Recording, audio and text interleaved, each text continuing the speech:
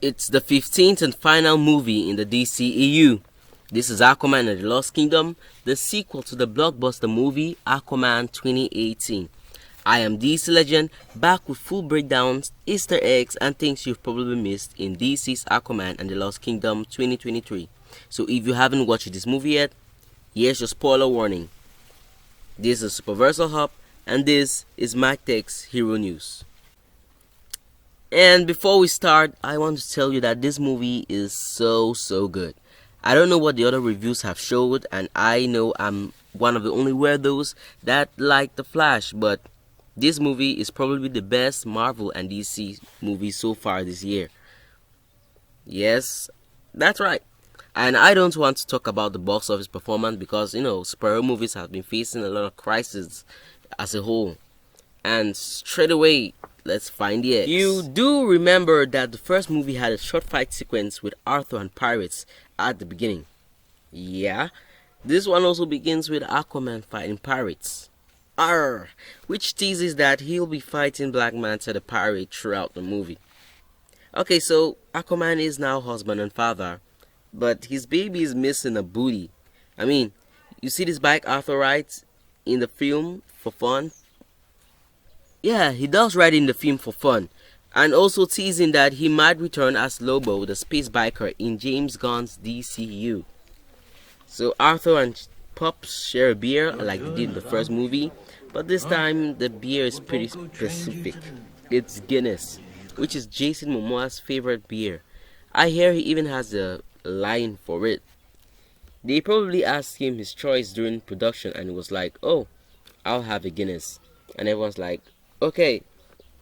So the unity of the land and the sea is represented on the baby's clothes as seagulls.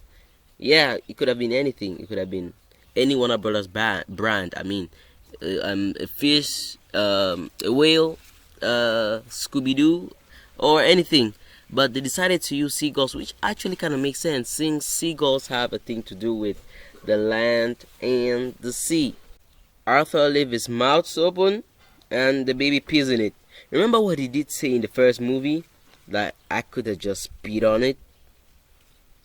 It also reminds me of Daddy Daycare. Daddy finds out the baby can talk to fish, and it appears that the baby's first try is with fish in a small aquarium. Like we did see Arthur in the first film being bullied at the big aquarium. Black Manta is still alive. Yay! But he's still scarred from the first movie after he got mopped by Cliff, and he's working with that scientist. What's his name again? Let me just do a quick check. Yes, I got it. Dr. Stephen Shin. He probably knows more about Atlantis than any other land dweller we know. Arthur hates his job as king. I mean, he sleeps in meetings like the hitman, and much prefers his life on land with his son, Arthur Curry Jr., and his family. Remember how they said that during production that there were multiple reshots with Aquaman and multiple Batman actors? Well, no Batman is in this movie. I mean, neither Ben Affleck, Michael Keaton, George Clooney, or any other version of Batman appears here. In fact, no cameos. Instead, we did get Amber Heard, who many fans voted out of. But my friend, you must forgive me from what I'm about to say, but Amber Heard really kills it in this movie. I mean, she saves a lot of people a lot of times. I mean, she was so good. I really love the performance. Again, I'm really sorry. You still must forgive me for what I'm saying. I mean, so ice breaks, the scientists fall, one gets swallowed, Black Manta finds a black trident. Yay! He joins the pieces together, sees a vision of a monster, Cordex, who is the brother of King Atlan, who turned himself into somewhat the devil. I mean, he offers Black Manta strength to kill Aquaman and frees him from his prison. The writers and producers said this movie will have a lot to do with global warming. No doubt, because there are a lot of save the earth lines in this movie. And there's this powerful mineral, they call it orichalcum, which kinda represents oil and fossil fuels. I mean, it's very, very dangerous and powerful. I mean, I have to really stop saying I mean. It was refined and used by the Lost Kingdom, but it causes a lot of damage and it's explosive, and it also pollutes the environment and all that. So Atlant stopped it. Black Manta uses it now to power his Atlantean tech. In fact, Orichalcum is so powerful it rivals King Atlant's trident, but of course with dark magic. And that's actually what the black trident is made of. Black Manta steals this mineral from storage houses where it's been protected under the sea until he eventually gets caught. So, you know what they say, 99 days for the thief, 1 day for the owner.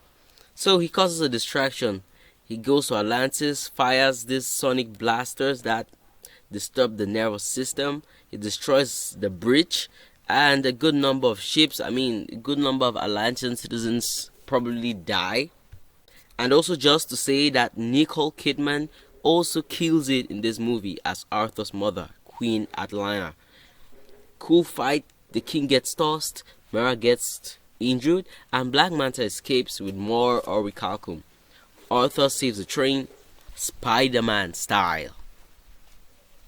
You see, Arthur faces a major problem with the Council of Atlantis because, the ocean is being continuously polluted, and he wants Atlantis to reveal itself to the surface because the people can't protect what they don't know exists.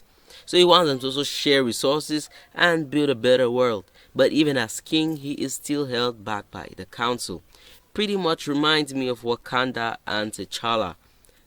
Half of the ocean still want the surface world wiped out. Well, that's just sad. Screw them. Aquaman tells his mom he thinks he knows someone that can help. They provide him with some cool gadgets, an invisible suit, and a personal AI assistant, Topo. I've seen Topo in the comics, like way back, comics of 19 somethings. The Fisherman Kingdom and the Deserters must not see him coming, since he is a prisoner and it may lead to war, and Arthur will definitely lose the throne because the council members don't like him. The whole council is kind of against him. Sorry, I'll still try to stop saying Arthur breaks him out of prison, and trust me, he was really, really, really very rough. They gave him barely anything to eat and very little water, just enough to keep him alive. That's cruel. He was kept confined in a protected prison and at the heart of the desert that we did see in the first movie, since they did know that no sea creature would survive that far to free Orm. His former prison was even much nicer. The prison in Atlantis was pretty much nicer. They kept him in chains just like they did to Aquaman in the first movie. So, and Arthur take out some deserters.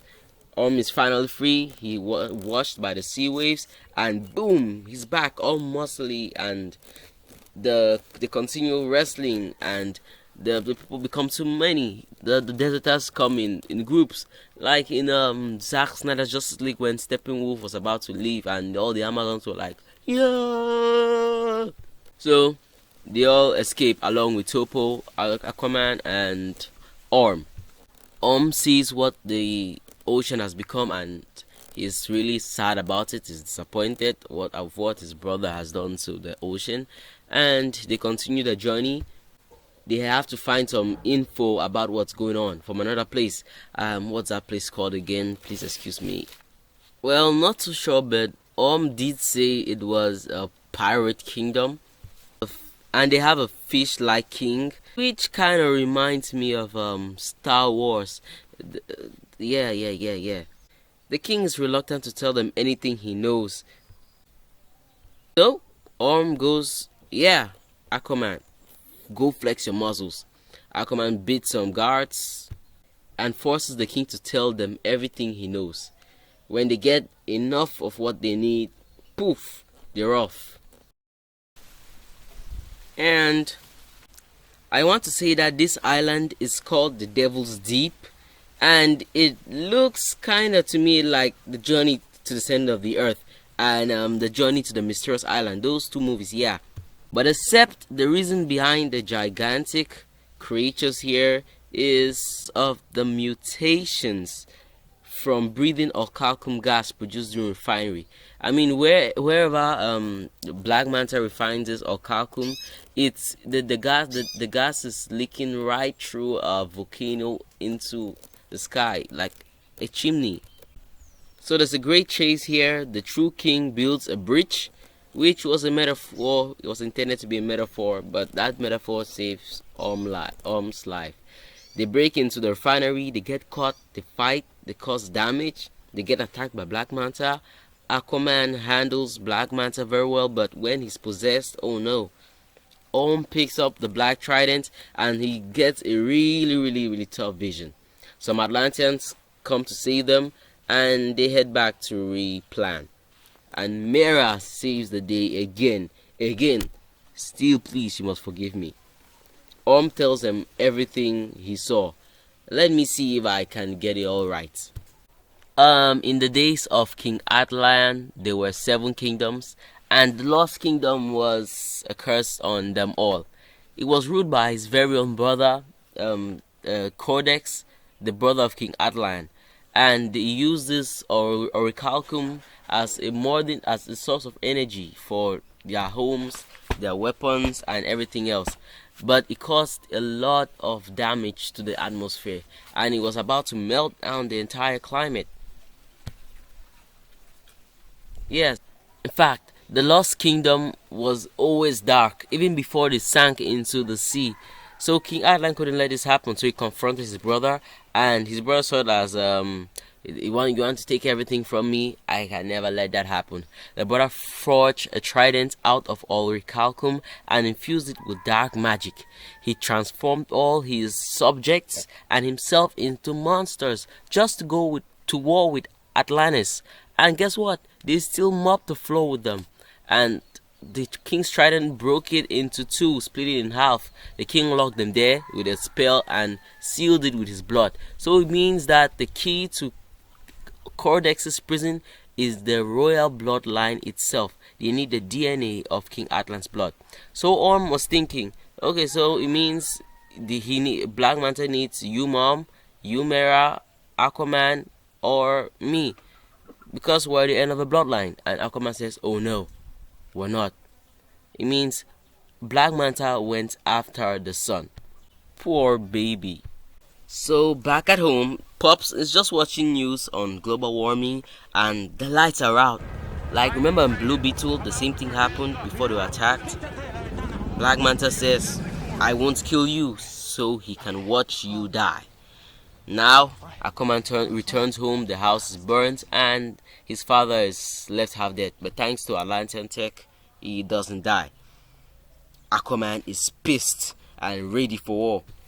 So Arthur suggests that they can use louder waves of the same frequency against those sonic waves that Black Manta uses. And Black Manta is about to kill the sun, and Dad says, get away from my son! So they fight. Black Manta dominates because he's being ruled now by Codex entirely. But Mera Mom saves the king and the baby again. While running away, Black Manta shoots his dark trident at her, and Orm catches it. The Codex takes over him, and Black Manta loses his powers. Now Orm is possessed. The fight, his brother Orm and Aquaman have a fight again. Spills some blood. The spell on Codex is broken. Aquaman gets up, holds the dark trident, and says some really awesome, heartfelt words, and the spell on Orm is broken. So the two brothers now want to fight against the almighty Codex, the brother of King Atlan. I really like the body comedy here. Right from the start, from their arguments to the agreement, it really does remind me of Thor and Loki. Yeah, I mean, they fight, they argue, they agree, they get a common goal, and life moves on. So Aquaman chose the black trident at Codex, but it's my trident, I'll catch it. So Codex did catch it. Threw Aquaman's trident to Aquaman, and Aquaman shoots the trident right through the black trident. It shatters it all the way through and stops Codex. Boom! Codex is dead. He's gone. The Lost Kingdom starts collapsing. Everyone escapes. Arthur tries to save Black Manta, but he says, "Never! I can never work with you." And he falls down, and I don't know if he dies, but this is the end of the DCEU, so he dies anyway. Get out. So that still does remind me of Black Panther. Remember Black Panther wanted to save Killmonger, and Killmonger said, "No, I'd rather die than stay in a prison." So everyone is saved, including Pops, by MAC-TEC. Thank goodness for MAC-TEC. Arthur and say some heartfelt words, and they let go go on, giving him some freedom and time to study the land, understand why everyone is worth saving. And while the rest of Atlantis thinks he didn't survive the accident, he didn't survive the fight, he didn't survive the battle. Nice plan. Aquaman brings Atlantis to the knowledge of the surface and speaks to the United Nations. He makes a good Iron Man T'Challa speech and ends by saying, "I am Aquaman," which is a reference to Tony Stark saying, "I am Iron Man." I am Iron Man. So that's it. Hope you've seen the movie. Let me know what you think. Let me know your thoughts in the comments down below. What did you think about Aquaman? Did you like the movie? Did you find any Easter eggs? What did I not mention? Is there anything I missed? Don't forget to like, share, subscribe. Stay entertained. Stay in the Superversal Hub. The Superverse, that is. Have a Merry Christmas and a Superversal New Year. MAC-TEC